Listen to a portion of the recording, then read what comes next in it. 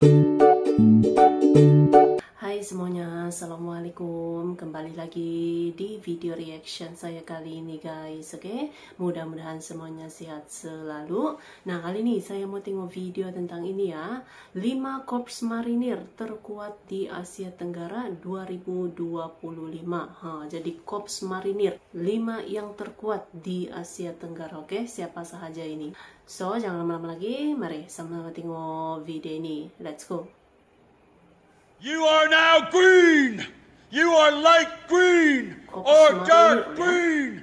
Do you understand? 5 korps marinir terkuat di Asia Tenggara. Halo semua, ketemu lagi kita di channel Si5. Beberapa negara bermiliter di dunia, terutama sekali yang memiliki wilayah laut, punya unit militer yang terlatih untuk beroperasi di darat dan di laut. Tugas utamanya adalah untuk melakukan peperangan amfibi seperti penyerbuan ke darat dan pulau, serta kapal perang musuh.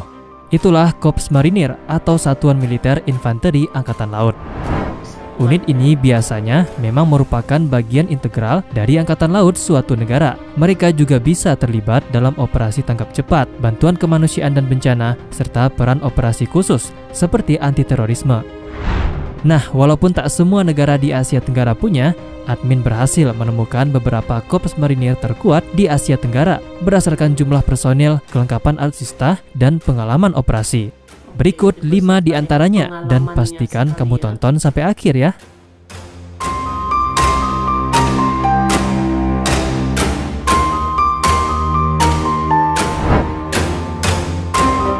Lima, Guardsmen. Walaupun tak memiliki nama resmi Korps Marinir, unit militer asal Singapura ini memiliki peran yang hampir sama. Bahkan mereka juga pernah melakukan latihan bersama dengan Korps Marinir Amerika Serikat.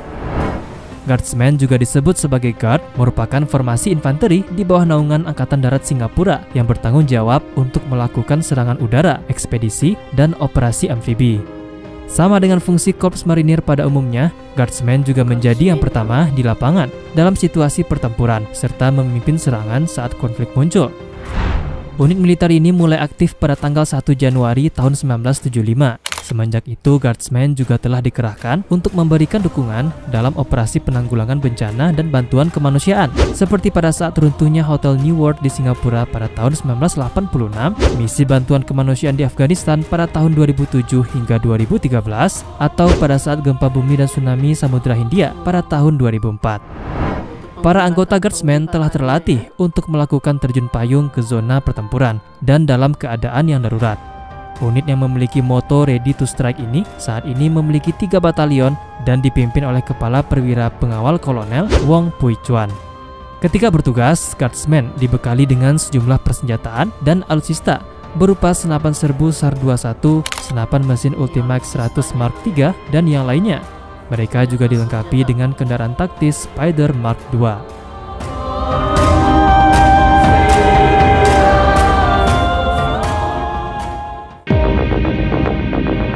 4. Naval Infantry Brigades.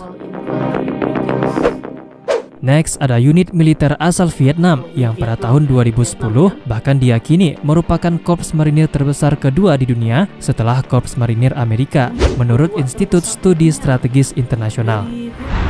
Naval Infantry Brigades merupakan komponen tempur di bawah naungan Angkatan Laut Vietnam yang memiliki tugas untuk menempatkan pasukan dan melindungi pulau-pulau Vietnam atau menyerang daratan dan pulau yang diduduki oleh negara asing melalui laut, serta melindungi kedaulatan teritorial Vietnam.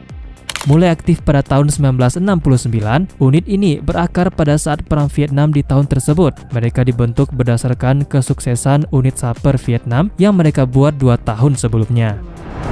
Dalam pelatihannya, para calon anggota Naval Infantry Brigades akan dikirim ke banyak pulau di Vietnam, terutama sekali Kepulauan Spratly, untuk berlatih selama berbulan-bulan agar memiliki kemampuan amfibi dan terbiasa dengan ombak laut, serta dekat dengan medan perang. Saat ini Naval Infantry Brigades terdiri dari 2 brigade, yaitu 101 dan 147. Mereka bertugas di Laut Cina Selatan untuk berhadapan langsung dengan pasukan Tiongkok yang semakin leluasa mengklaim kawasan tersebut. Nah, Naval Infantry Brigades dilengkapi persenjataan dan alutsista yang cukup lengkap, mulai dari berbagai jenis persenjataan ringan hingga sejumlah kendaraan tempur seperti tank amfibi, APC, artileri medan, hingga roket dan rudal pertahanan pesisir seperti VSM-01 dan K-300P Bastion P yang memiliki jarak tembak hingga 300 km.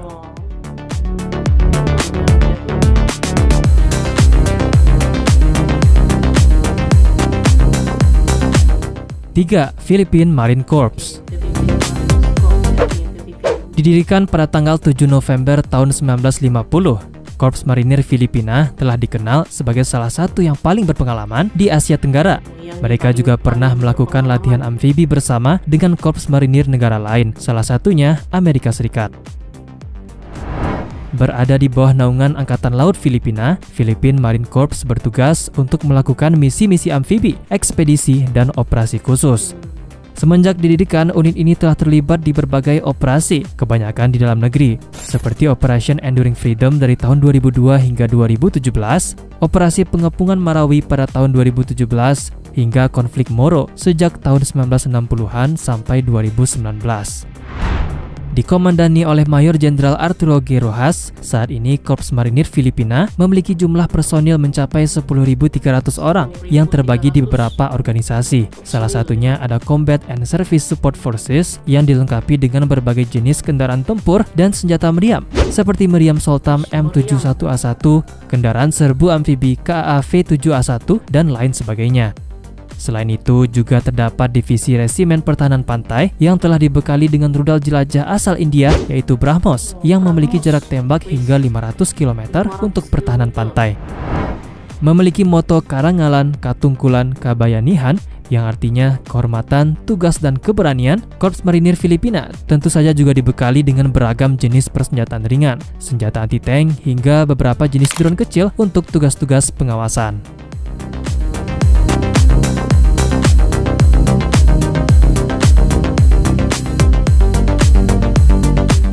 2. Royal Thai Marine Corps.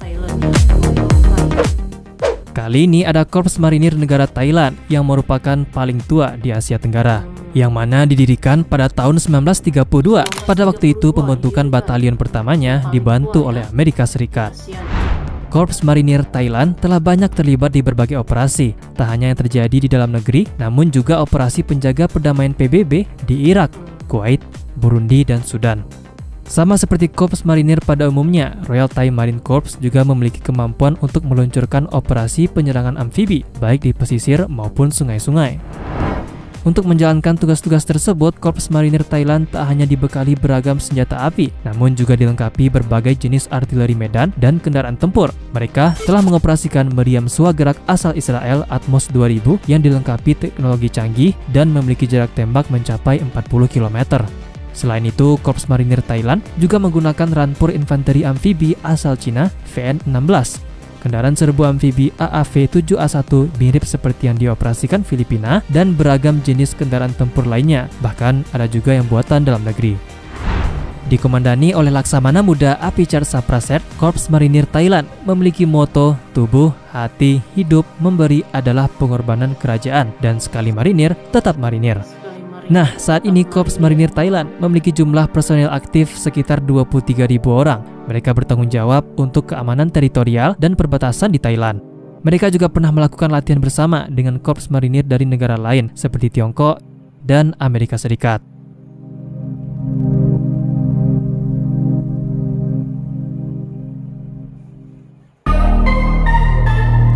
Satu, Indonesian Marine Corps. Terakhir, ada Korps Marinir Indonesia yang dipercaya merupakan yang terbesar di kawasan Asia Tenggara, dengan jumlah personel aktif mencapai 27.000 orang dan kelengkapan alutsista yang cukup mumpuni. Didirikan sekitar 79 tahun yang lalu, Korps Marinir Indonesia yang biasa disingkat Kormar RI merupakan bagian integral dari TNI Angkatan Laut dan bertugas sebagai infanteri laut serta memiliki peran untuk melakukan operasi amfibi, pertahanan pantai, pengamanan pulau terluar, pembinaan potensi maritim, serta pembina kekuatan. Sebagai pasukan strategis yang dikerahkan pertama kali dalam lini medan pertempuran, personel Kormar RI telah ditempa untuk memiliki kekuatan 3 kali lipat dari tentara Angkatan Laut, bahkan TNI lainnya. Terbukti semenjak didirikan, pasukan berbaret ungu ini telah terlibat aktif dalam berbagai konfrontasi dan konflik di dalam negeri, mulai dari Revolusi Nasional Indonesia tahun 1945 hingga 49, sampai yang terbaru ada Operasi Madagoraya di Sulawesi tahun 2016 hingga 2022. Satuan yang memiliki moto Jalesu Bumiyamka Jayamahe ini juga memiliki beragam organisasi, bahkan juga memelihara beberapa unit operasi khusus gabungan Angkatan Laut dan Marinir, seperti Denjaka atau Detasemen Jalamengkara dan Taifib atau Batalion Intai Amfibi. Nah, tak hanya persenjataan api ringan, Korps Marinir Indonesia memiliki kelengkapan alutsista yang sangat beragam, mulai dari tank amfibi PT-76, beberapa jenis rampur dan APC amfibi seperti BMP-3F asal Rusia dan kendaraan serbu amfibi LVTP-7A1 hingga berbagai jenis kendaraan taktis dan pendukung yang tak bisa admin sebutkan satu persatu di video ini. Namun tak hanya itu, satuan yang saat ini dikomandoi oleh Mayor Jenderal Endi Supardi ini juga telah mengoperasikan beragam senjata artileri. Tak hanya meriam ataupun kanon anti pesawat, namun juga peluncur roket multiple seperti Type 90B buatan Tiongkok dan RM70 buatan Republik Ceko yang memiliki jarak tembak hingga 40 km. Korps Marinir Indonesia juga pernah melakukan beberapa kali latihan bersama dengan marinir negara lain seperti Amerika Serikat, Thailand, dan Filipina.